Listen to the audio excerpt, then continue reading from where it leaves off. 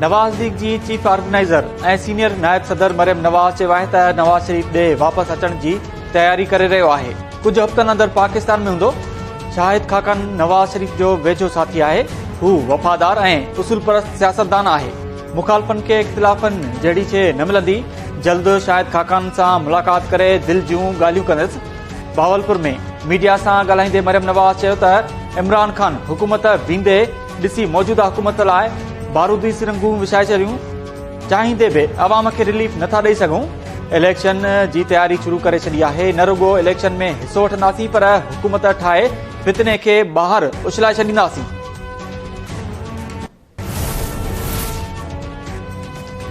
Election commission मना थियल funding case में इलेक्शन कमीशन जे फ़ैसिले ख़िलाफ़ तहरीक इंसाफ़ जी दरख़्वास्त रद्द करे छॾी। इस्लामाबाद हाई कोर्ट जी 3 रुकनी लार्जर बेंच ज़बानी फ़ैसिलो ॿुधाईंदे दरख़्वास्त रद्द कई। तफ़सीली फ़ैसिलो बाद में जारी कयो वेंदो। पीटीआई मना थियल फंडिंग केस में फैक्ट फाइंडिंग कमेटी जी रिपोर्ट खे चैलेंज कयो हो।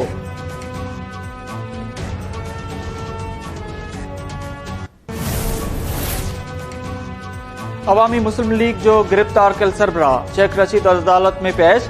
पुलिस पारां जिस्मानी रिमांड जी इस्तदा कई वेंदी। मरी पुलिस राति देर सां शेख रशीद खे मोटरवे तां गिरफ़्तार कयो हो। शेख रशीद ख़िलाफ़ अवाम खे बग़ावत ते भड़काइण, चिड़ ॾियारींदड़ ऐं नफ़रत जोगी तक़रीर जा कलम शामिल। शेख रशीद चयो आहे त जंहिं बि हुकूमत खे असीं गिरफ़्तार कयो उहा ख़तम थी वेंदी। 15 फ़रवरी ताईं मुल्क जो नक्शो तब्दील करे रहंदासीं।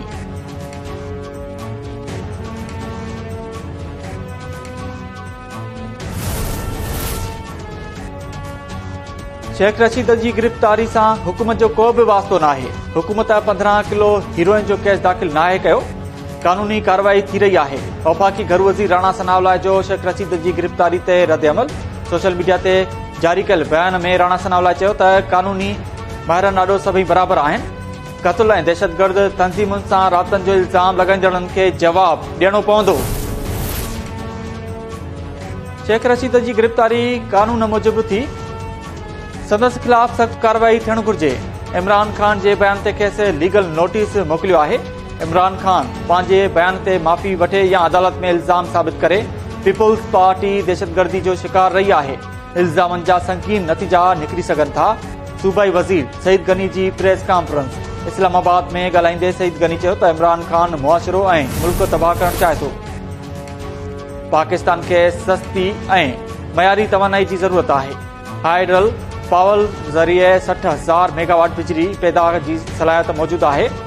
थर जो कोयलो ॾहाकनि ताईं पाकिस्तान जी तरक़ी में किरदारु अदा करे सघे थो। कोयले मां तवानाई हासिल करे अरबे डॉलर्स जी बचत हासिल करे सघिजे थी। वज़ीर आज़म शहबाज शरीफ़ जो कराची में न्यूक्लियर पावर प्लांट 3 मंसूबे जे इफ़्तिताही तक़रीब खे ख़िताब। वज़ीर आज़म चयो त सीपेक मंसूबनि सां पाकिस्तान में 1000 मेगावाट बिजली पैदा थी। खैबर रोड से पुलिस लाइन की तरफ आते हुए मैंने खुदकुश निकाल लिया है। मैंने उस खुदकुश को कैमरे में देख लिया है। मैंने क्रॉस मैच कर लिया है। मैंने उसका चेहरा देख लिया है। और वो खुदकुश और जो हमें मस्जिद के अंदर खुदकुश बम्बार का सर बुरीदा हमें मिला है, वो एक आदमी है। वो पुलिस की यूनिफॉर्म में है। उसने जैकेट पहनी हुई है। जैकेट खुदकुश जैकेट बात नहीं कर रहा हूं, रेगुलर जैसे पुलिस वाले आम नॉर्मल जैकेट पहन देते हैं। उसने सर पे हेलमेट पहना हुआ है। उसने मुंह पे मास्क लगाया हुआ है और वो मोटरसाइकिल पे आता है। और मोटरसाइकिल हमारे पास आ गई है और मोटरसाइकिल हमने तलाश कर ली है। और उसका इंजन चेसी नंबर उन्होंने रगड़ा हुआ था, मिटाया हुआ था, वो हमने उसको भी ट्रेस कर लिया है। And we are tracking the bike also. And जो पुलिस लाइन के अंदर हमने कैमरे अपने लगाए हुए थे, उसके जरिए हमारे पास फुटेज आ गई, चेहरा आ गया, बंदा हो गया। नेक्स्ट स्टेप उसका शनाख्त का है। उसके बाद नेक्स्ट स्टेप नेटवर्क का है। उसके बाद जो उसके फैसिलिटेटर्स हैं उन तक पहुंचने का है। पेशावर पुलिस लायंस जी मस्जिद में आपघाती धमाको कंदड़ दहशतगर्द खे ॻोल्हे वरितो आहे। दहशतगर्द जे नेटवर्क जी बि वेझो पहुची चुका आहियूं। दहशतगर्द पुलिस जी वर्दी में हो। अहलकारनि पटे भाई समझी तलाशी न वरिती। बम्बार जी मोटरसाइकिल जो बि पतो लॻायो आहे। हिक हिक शहीद जो प्लान वठंदासीं।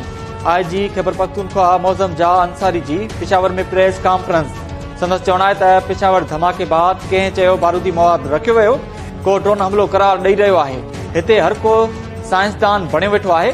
धमाको ड्रोन हमले ज़रिए नाहे कयो वियो। धमाके में तक़रीबन 12 किलोग्राम आला क्वालिटी जो बारूदी मवाद इस्तेमाल थियो। मुंहिंजे माण्हुनि खे एहतिजाज ते भड़कायो पियो वञे। लाशन ते सियासत न कई वञे।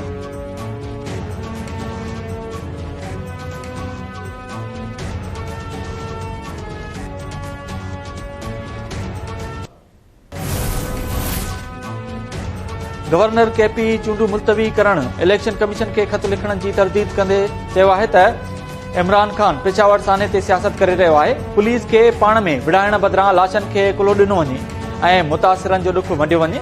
मौजूदा सूरतहाल में आर्मी पब्लिक स्कूल साने जहिड़ी यकजहती जी ज़रूरत आहे। पेशावर में प्रेस कॉन्फ्रेंस कंदे गवर्नर केपी चयो त हिन वक़्तु रियासत वॾे बुरान खे मुंहुं ॾेई रही आहे। मौजूदा सूरतहाल मां निकिरी अचूं, चूंडूं 90 ॾींहनि बदिरां 70 ॾींहनि अंदरि कराईंदासीं। पेशावर धमाके ते चीनी सदर ऐं वज़ीर आज़म पारां पाकिस्तान सां अफ़सोस ऐं ताज़ियत जो इज़हार।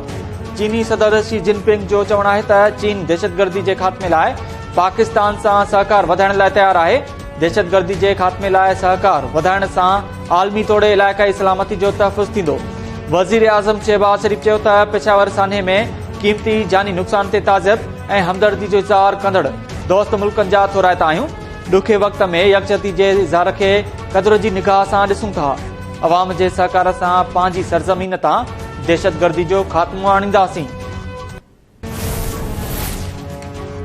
IMF बिजली विर्छ कंदड़ सरकारी कंपनियुनि जी कारकर्दगी ते बेएतमादी ज़ाहिर करे छॾी। डिस्कोस जे बिल उगाड़ी में 100 सैकड़ो नाकामी ते सख़्त ख़दशा ज़ाहिर। IMF ऐं पाकिस्तान विच में 3 ॾींहं टेक्निकी ॻाल्हियूं थियूं। वज़ीर आज़म चयो त जल्द मामला हल कया वेंदा। ज़रनि मूजिबि IMF जो मौक़िफ़ हो त हुकूमती कंपनियुनि जी कारकर्दगी बहितर बणाइण ताईं गर्दिशी कर्ज़ ख़तमु न थींदो। 100 सैकड़ो बिल्स जी उगाड़ी ताईं पावर सेक्टर जो गर्दिशी कर्ज़ ख़तमु नथो करे सघिजे। नाणे वारे वफ़ाक़ी वज़ीर इसहाक़ डार ब्याज निज़ाम जे ख़ात्मे खे चैलेंज करार ॾेई छॾियो। कराची में नेशनल इकॉनॉमिक कॉन्फ्रेंस के वीडियो लिंक ज़रिए ख़िताब कंदे इसहाक़ डार चयो त ब्याजी निज़ाम खे हथी वठराए अल्लाह ऐं उन जे रसूल जे जंग न विड़ी रहिया आहियूं। असां सरेंडर करे कोशिश कंदासीं। चाहियूं था त मुल्क मां ब्याजी निज़ाम जल्द ख़तमु थिए। हुकूमत समेत सभिनी खे नेक अमल में हिसो वठणु घुर्जे। ख़राब हुकुमरानी सबबि मुल्की हालतूं बदतरीन थी चुकियूं आहिनि। सूबाई वज़ीर शर्जील नामेमुन इमरान खान खे दुनिया जो कूड़ो शख़्स करार ॾेई छॾियो। शर्जील मेमुन चयो त इमरान खान अॻूणे सदर आसिफ अली ज़रदारी ते कूड़ा इल्ज़ाम बेबुनियाद इल्ज़ाम लॻाया। इमरान खान क़ुर पाक खे विच में आंदो। इमरान खान जे बयान ते रद्द अमल ज़ाहिर कंदे शर्जील मेमुन चयो त छा इमरान खान क़ुर पाक ते हथ रखी ॿुधाए सघे थो त 2018 जी चूंडुनि में संदसि कंहिं मदद कई।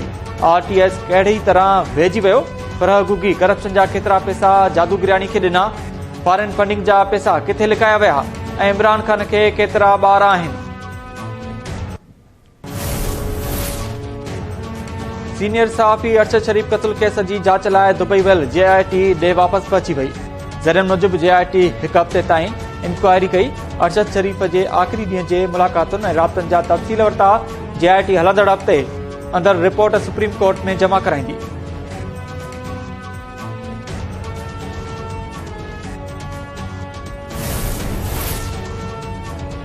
बलोचिस्तान जे इलाइक़े भागनाड़ी वेझो लहड़ी ऐं माशी बिरादरी जी ॿिनि धुरनि में झेड़ो। 6 ॼणा मारिजी विया, 4 ज़ख़्मी। गियल गुंजो जे इलाइक़े में लहड़ी ऐं माशी बिरादरी जी ॿिनि धुरनि में ज़मीन जी मालिकी तां तकरार तां फायरिंग थी। इलाइक़े में सख़्त शिकताण। सिंध हाई कोर्ट पारां सखर ऐं खैरपुर ज़िलनि में जबल कटण ऐं समूरा क्रैश प्लांट्स बंदि करण जो हुकुम। Minor and minerals J secretary Sukkur ऐं खैरपुर जे डिप्टी कमिश्नर्स खे छोकाज़ नोटिस जारी। चीफ सेक्रेटरी खे तारीख़ी माग करार ॾिनल। हंधनि जी हिफ़ाज़त लाइ क़दम खणण ऐं कब्ज़ा ख़तमु कराइण जो हुकुम।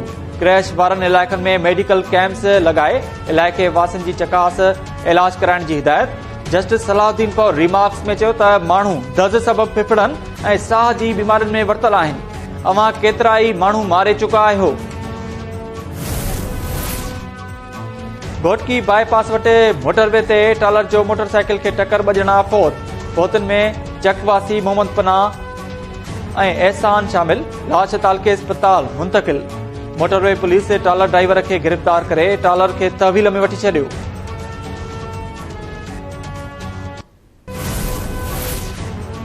दादू में ककड़ थाणे जे लाकब में जवाबदार सां अलकारनि पर मुबैना तौर बदफेली जी कोशिश ऐं तशदद जो इंकशाफ। अदालत में दरख़्वास्त दाख़िल।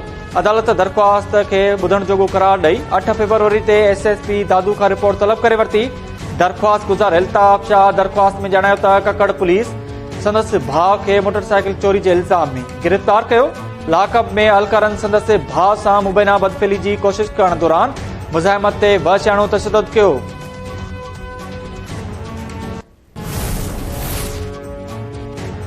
टंडोलायर वेझो घर खे बाहि लॻण सबबि ॿारड़ी ऐं 3 औरतूं सड़ी ज़ख़्मी अस्पताल मुंतक़िल।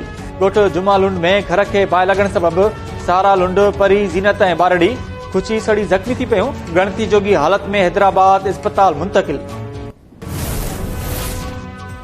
कुनरी वेझो 1 महीनो अॻु मुबैना क़त्ल कयल नौजवान जी क़बर कुशाई। जुज़ा वरिता विया।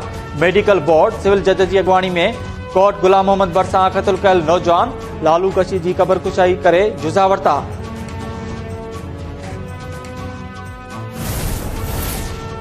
4 ॾींहं अॻु घोसपुर में मुबैना पुलिस मुक़ाबले में मारिजी वियल 2 नौजवाननि जे वारसनि जो कंधकोट में SSP आफिस आॾो धरणो।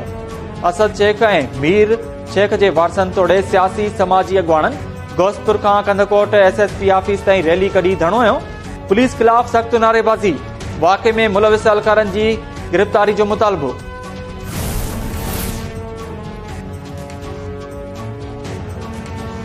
पीरवसन बसां ॻोठ नैक मोहम्मद शहर में बाअसर जवाबदारनि जी स्कूल वेंदड़ ॿारनि खे मारकुट। स्कूल वञण खां रोके छॾियो। ॿारड़ा वालिदैन समेत पीरवसन थाणे ते पहुची विया। बाअसर अली हसन मोहम्मद इस्ताक अली ॾिनो अमानुल्ला ऐं अब्दुल्ला शर ख़िलाफ़ NC दाख़िल।